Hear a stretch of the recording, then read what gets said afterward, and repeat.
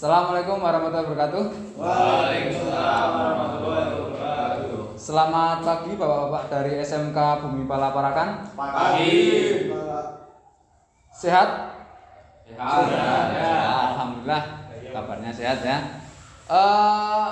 Tapi sebelumnya ini kok seperti kurang semangat ya. Saya ingin membuat yel-yel terlebih dahulu agar lebih semangat ya. Kalau saya bilang SMK Bumi Pala, kalian jawab bisa.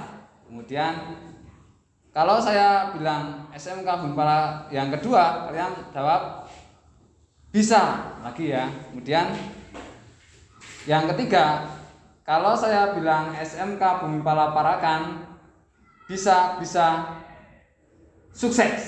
Gitu ya. Bisa ya? Bisa kita coba. SMK Bumi Pala Parakan Bisa. SMK Bumi Pala Parakan Bisa. SMK Bumi Pala Parakan Bisa sukses. Bisa plus untuk kita semua. Terima kasih Bapak-bapak dari SMK Bumi Pala Parakan. Pada kesempatan pagi hari ini saya ingin menyampaikan tentang budaya kerja di industri. Nah, kebetulan saya bekerja di Ahas Cendanagiri Temanggung ya.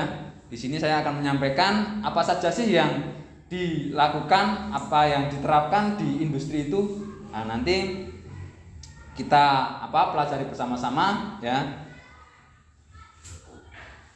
Kita sampaikan dulu pada kesempatan hari ini adalah pelatihan budaya kerja industri di SMK Bumi Pala Parakan ya. Oke, jadi di industri itu semuanya harus menepati aturan, tata tertib ya, tidak boleh sembarangan. Jadi semuanya harus ada prosedurnya, tidak bisa seenaknya sendiri ya.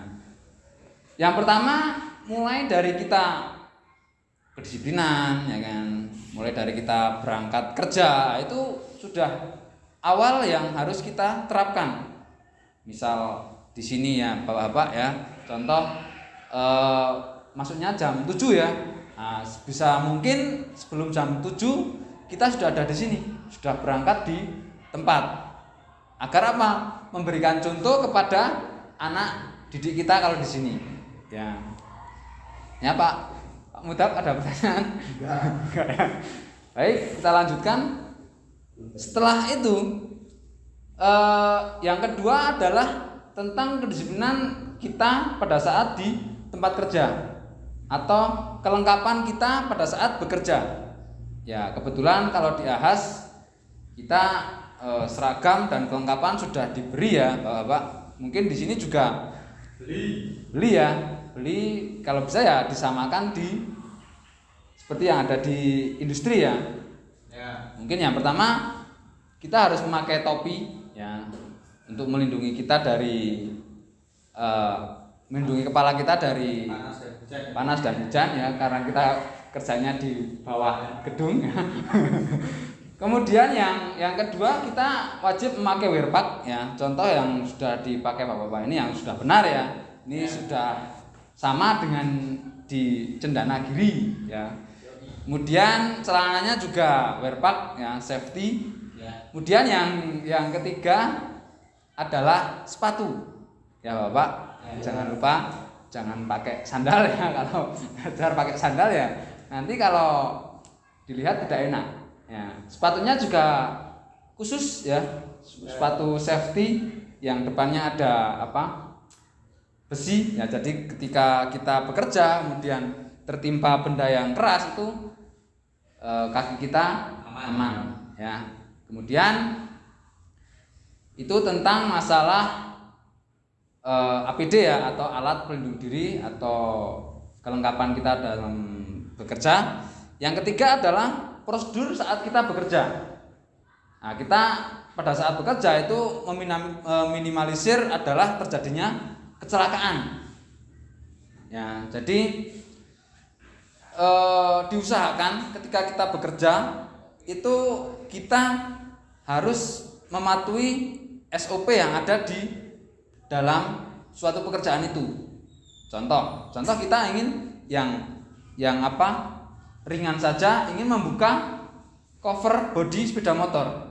Kita usahakan hati-hati dengan kunci yang pas, obeng yang pas, ya kan. Kemudian letakkan pada tempat yang aman. Kemudian setelah itu juga kita terapkan pada kondisi kesemula. Nah, itu adalah salah satu prosedur ketika kita bekerja di industri seperti itu. Mungkin itu bisa menjadi referensi bagi bapak-bapak di SMK Bumi Palapakan ini untuk menjadi acuan ketika diajarkan kepada siswa didik bapak-bapak di sini, ya.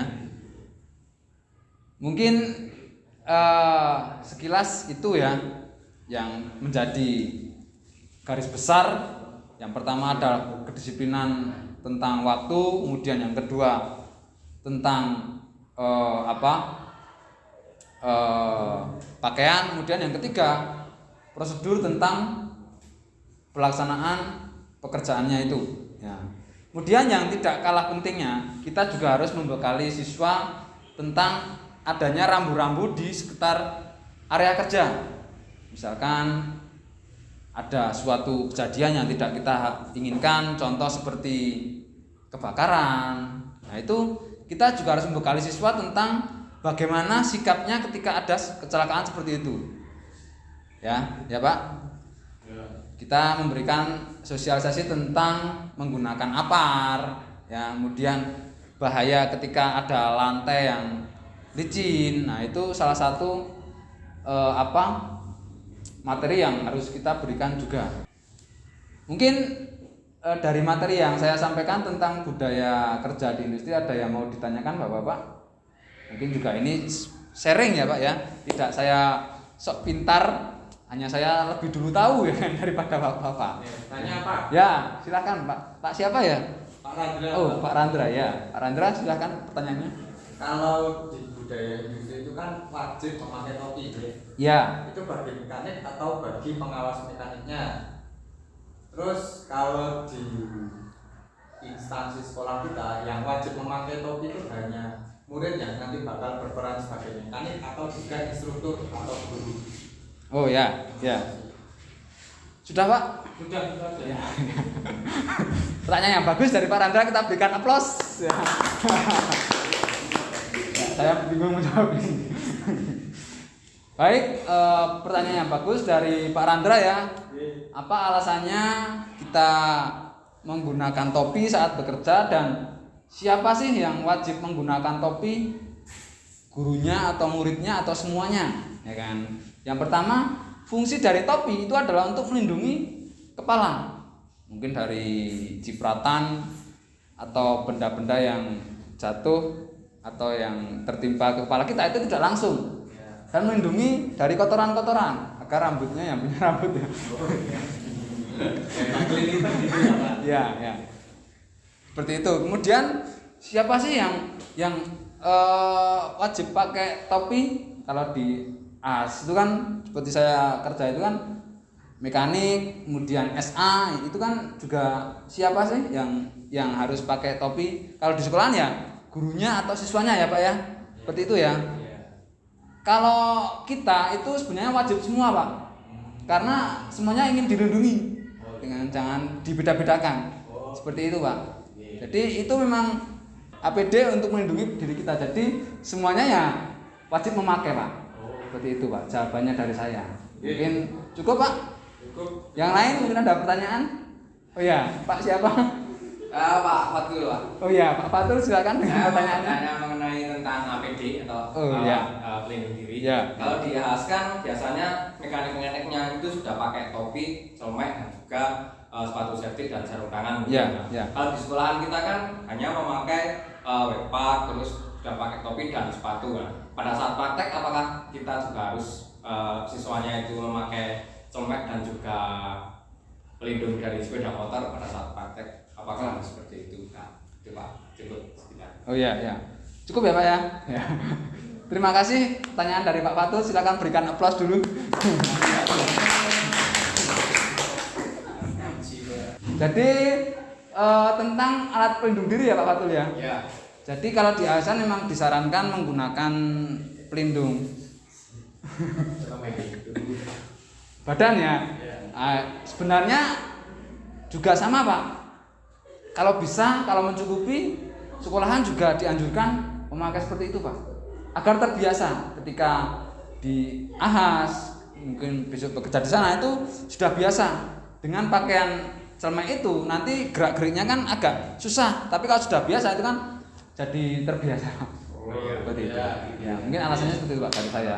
Mungkin ada yang mau ditanyakan lagi? Cukup, Pak. Nah, cukup ya? Ya. Jelas ya? Nah, mungkin